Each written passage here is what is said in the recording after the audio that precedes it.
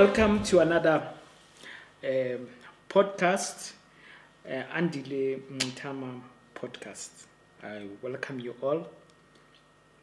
You know, one of the biggest political bugbear that follows me is, why do you support President Zuma? Why do you support a man who's accused of corruption, and some say a man responsible for all the mess that we find ourselves in today? Supporting President Zuma has been politically costly for me as well, and our movement, Black First, Land First. A lot of people have said that we have squandered the goodwill that comes with our position of anti-corruption, for instance, or our ethical politics, which are pure, are clean, put black people first. By our association with Zuma, we have corrupted that vision that people have of us and our politics. They claim that we've become just like all political parties.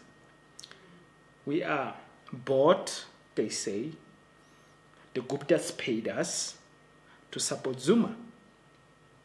Well, in this episode, I'm going to try to explain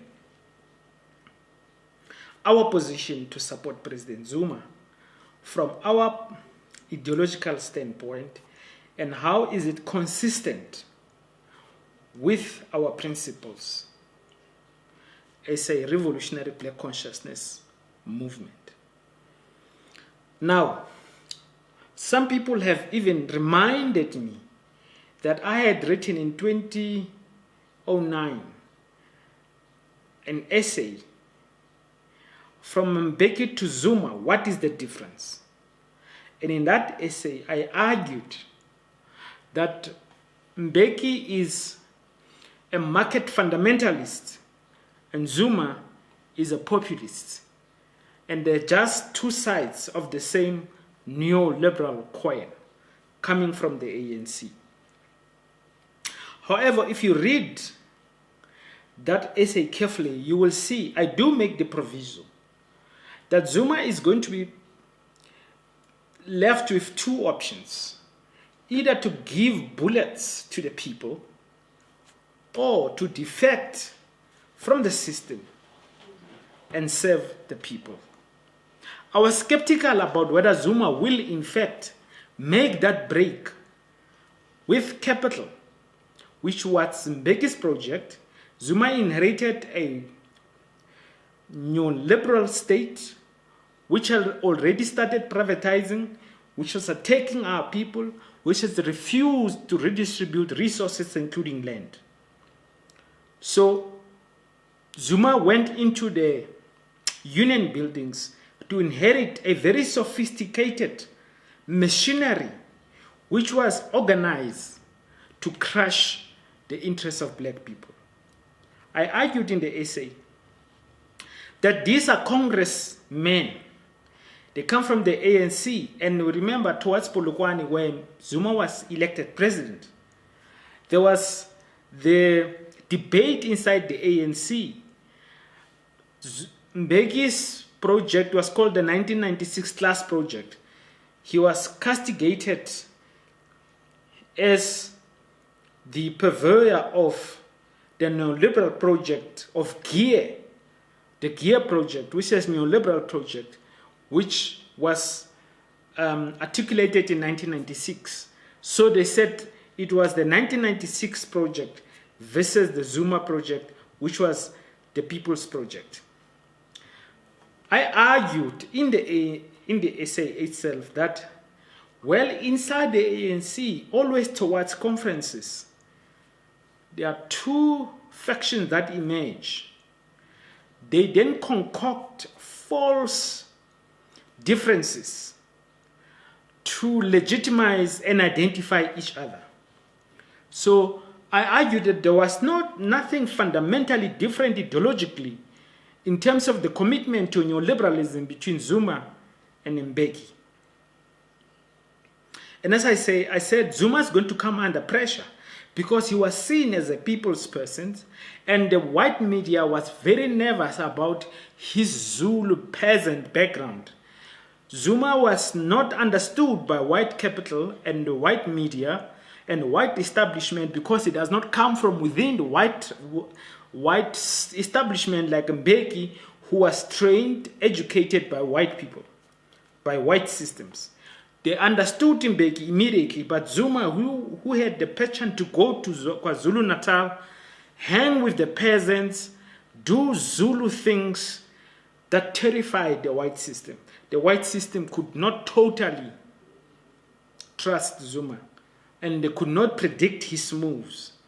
And therefore, they vilified him quite from the beginning.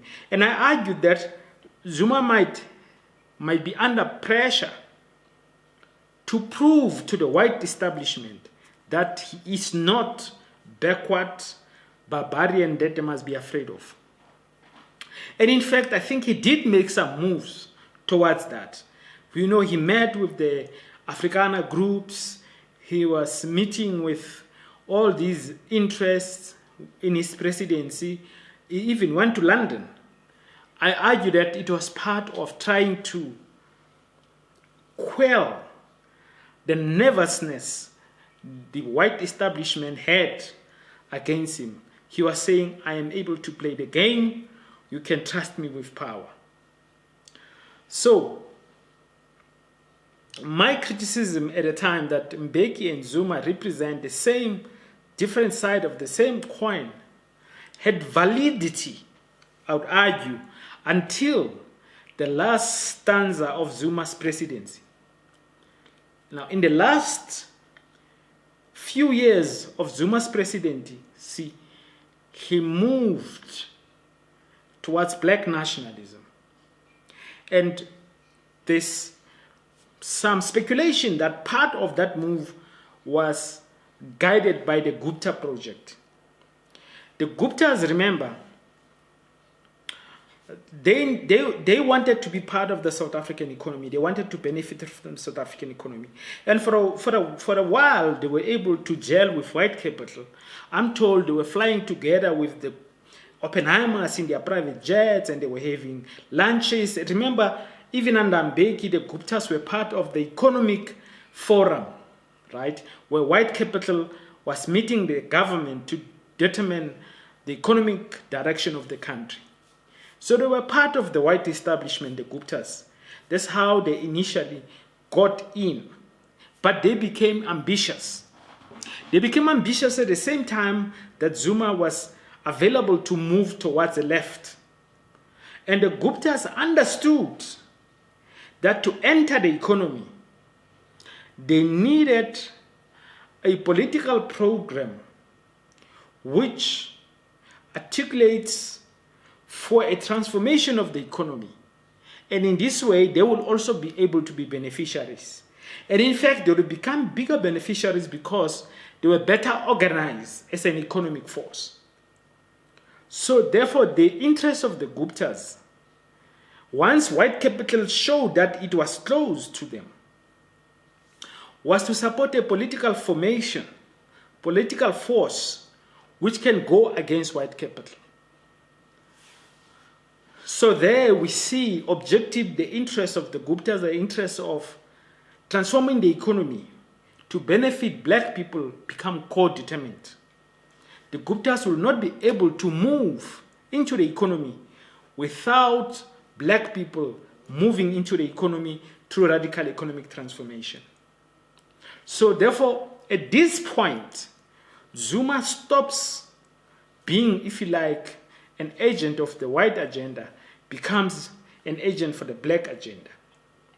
And that is why all these problems started. That is why they criminalized him. That is why they attacked him. That is why London organized South African opposition parties, such as the EFF, to lead a program against Zuma. Now, again, what convinced us even further that we must stand with Zuma was when we looked at what was happening to Zuma, We looked what was happening to Lula in Brazil. Lula in Brazil, who was moving towards the left, was arrested, in fact, for corruption. Civil society, students, churches were all mobilized. Opposition parties were all mobilized against Lula, and they used the ticket of corruption to arrest him, to take him out of the political system, to allow the right wing to reign.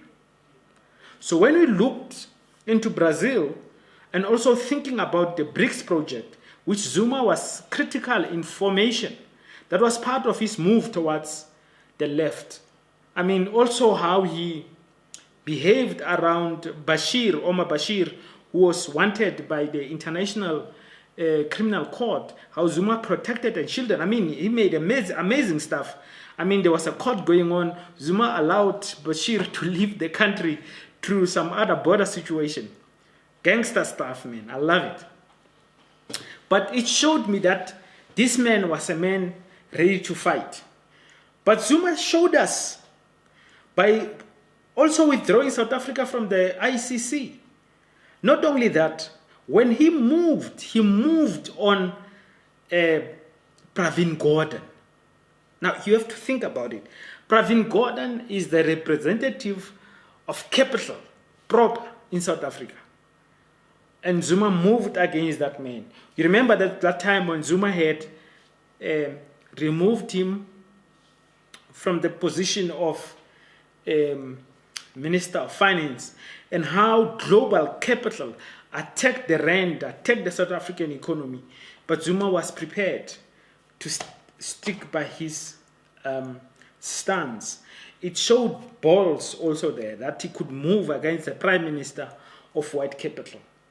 So, when we looked in the totality of those factors, the fact that Zuma had moved away from the neoliberal project, he was moving towards a left project, and he's adopted a radical black nationalist language where he was saying things like black political parties must unite to realize land expropriation without compensation, which, as we know, Thabo Mbeki responded to say Zuma was anti-ANC by calling for black people to unite. So Zuma had broken from the mold of neoliberal control, neoliberal conservatism, to a more redistributive economic outlook, which would have been beneficial to our people. Zuma, of course, shocked the global forces when, through Brian Molefe, they were able to go into that Eskom situation, which is totally controlled by white capital. You know, white capital in South Africa is shocking, man, the stuff that Brian Molefe was revealing. That as white capital, you go to Eskom, Eskom gives you money to build a mine. Upfront. To give you money to build a mine, pay you upfront for coal, which you're going to supply for 40 years. Think about it. So you come there with nothing. You get a deal. They give you the money to build a mine. They prepay you for 40 years. Prepay you. I mean, what kind of nonsense is that? This is not a business model. This is looting natural resources for a minority. Now, Brian Molefe wanted to get black people into that. One of the things that he said, by the way, in terms of policy, he had said Eskom will only buy coal from a 51% black-owned coal supplier. That was Brian Molefe. Again, claims that influenced by the Guptas. If it is true that the Guptas influenced him, you can see that they were influencing him towards opening up the economy for serious black empowerment, which would have benefited them. Ama Guptas maybe cover. They needed to cover on the black project because they are not from South Africa and they are not an established if you like, a force in South Africa. They needed to piggyback on a black project to be able to fight the battle. Now, Zuma went into an alliance with the Guptas. Clearly, I mean, we see it from ANN 7. Another brilliant move. You know, I mean, the Guptas were prepared to fight. Were prepared to be involved in a total battle of ideas. South African society was put in a position where only white ideas, which were able to criminalize and to put in bad light all those that white capital wants criminalized, as it is right now. Right now, there is no alternative voice. If white capital says you're corrupt, no one is going to defend you, at least in the public opinion space. So the Guptas understood that part of the fight is a fight for ideas, the battle of ideas. And the battle of ideas are fought in the media spaces.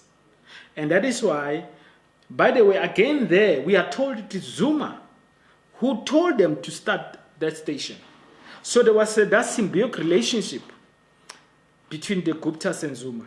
Gupta advised them to open that TV station, and apparently he named it. Right? So in other words, Zuma and the Guptas were on the one side of the battle against, and here's what made us to side with Zuma and the Guptas. Who were they fighting? They were fighting the fundamental enemy of black people, organized as white monopoly capital. The owners of the South African economy, the owners of the land, the controllers of South African politics, the ruling class. Zuma and the Guptas were organized, Guptas for their own self-interest. However, objectively, were organized against our primary enemy. And you know, Mao Zedong teaches us that the enemy of my enemy is my friend. In war, you're going to see who you can align with to maximize your possibility to defeat the main enemy. And it is clear that Zuma had saw a tactical alliance with the Guptas as being part of maximizing the possibility of fighting towards defeat of the white agenda. The white agenda which has locked out the Guptas out of the economy because they are not white. They soon realized that, and they understood that to enter the South African economy, they needed to align with a black force which must be capacitated to fight and must win. And of course, it means that they took a big risk because they could have accepted their junior position, which white capital had said they'll take 5% of Eskom. That's about it. But they became ambitious. They wanted more, and to get more, they needed to open the economy for everyone. Look at the mining charter, which it is claimed again that it was influenced by the Guptas. That mining charter, which has been scrapped after the administration of Mbeki. That mining charter, which was so-called influenced by the Guptas, said that 30% of mines must be given to black people immediately. There was a timeline. Not only that, 1% of the total turnover must be given to black people as cash. And that 30% was divided in terms of black workers and to give certain percentage to workers who work in the mines. They will not just be providing labor, they'll become owners who get a dividend at the end of the year. Now that was the most progressive move in terms of moving into the economy. And then Zuma also spoke about land expropriation without compensation. as a sitting president of the country. Now, you must realize the impact of such a call. A sitting state president calling for land expropriation without compensation. I mean, that language was very powerful, very threatening to establish white interest. And that is why global capital, South African capital and global capital was in such a fright. In fact, Robin Renwick, who Julius Malema went to see in London, wrote a book after Nazareth, where Zuma was defeated.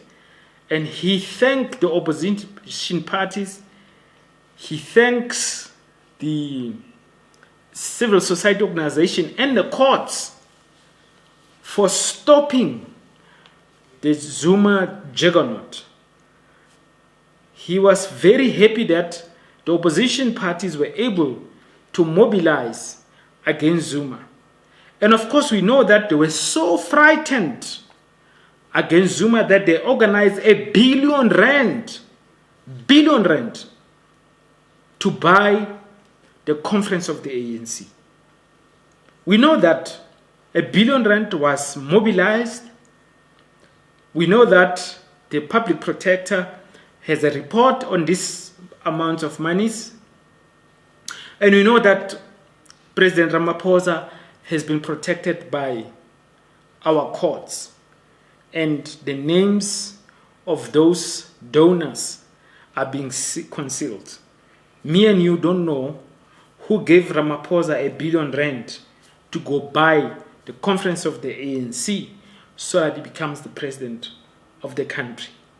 But all that was a response to the Zuma move to the left and black nationalism, which once that had happened, we as revolutionaries did not have the luxury of folding our arms and standing on the touchlines when a battle against our primary enemies was being executed by President Zuma and those around him. That is why we supported radical economic transformation, which we still support, which we then articulated and gave content to. We started to articulate the elements of radical economic transformation because we wanted those who are in that camp to have substance when they talk about what is this radical economic transformation. It is a minimum program which can unify and should unify all black people. All black political parties should in fact adopt radical economic transformation as a minimum program to unify us to fight against white monopoly capital, because that program is directed at white monopoly capital, and part of its key demands is land expropriation without compensation. So our defense of President Zuma springs from our politics of black consciousness, which basically says any black person that comes under attack from the enemy, you defend them. You do not have the luxury of saying, I don't like him, I disagree with him or her. Your duty, as soon as a black person comes under attack from white capital, your duty is to defend them. So that is what we did.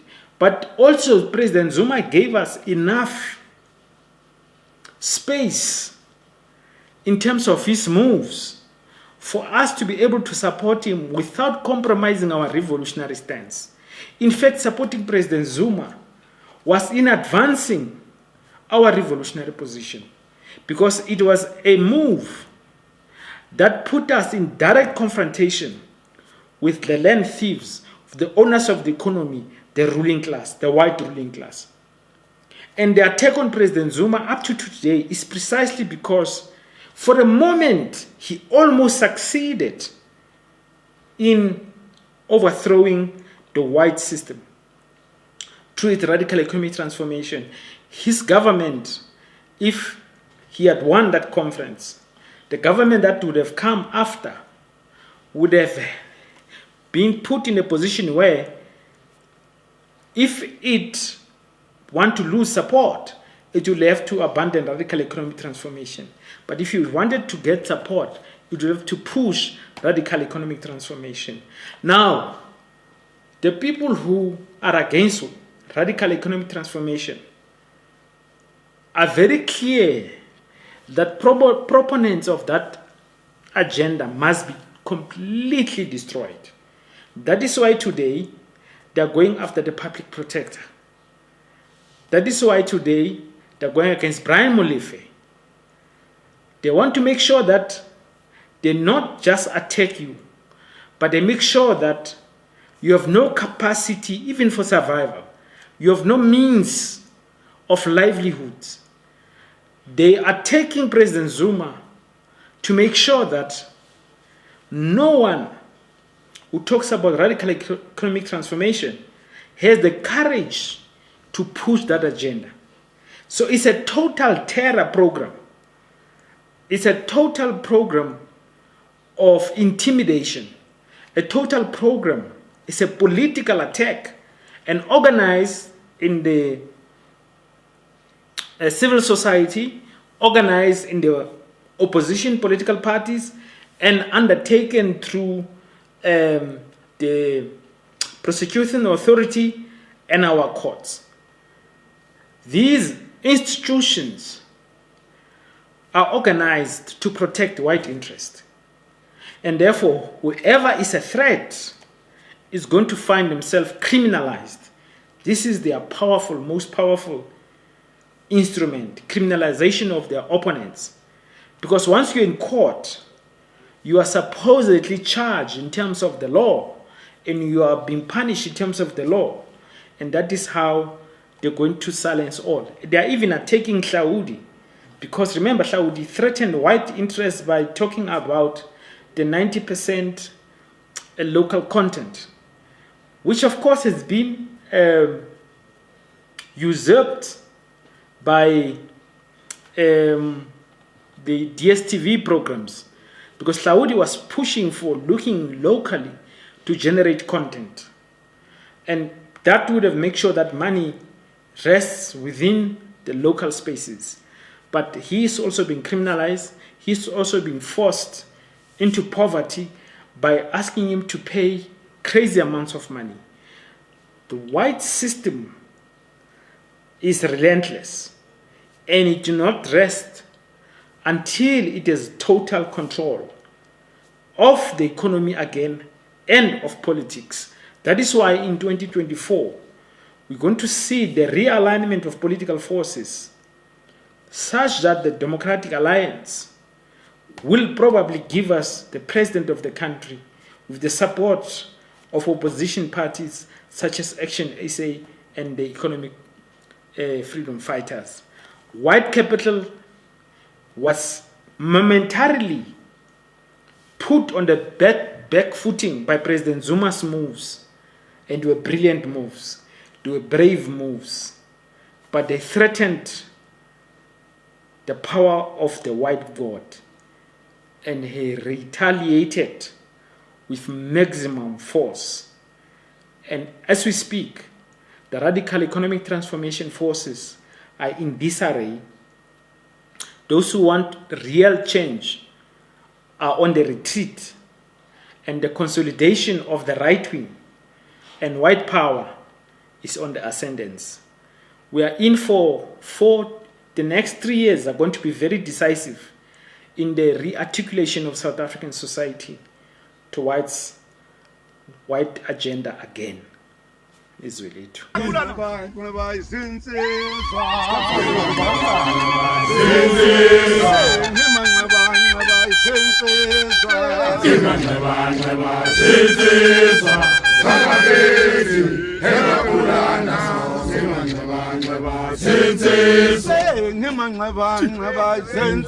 Sensei,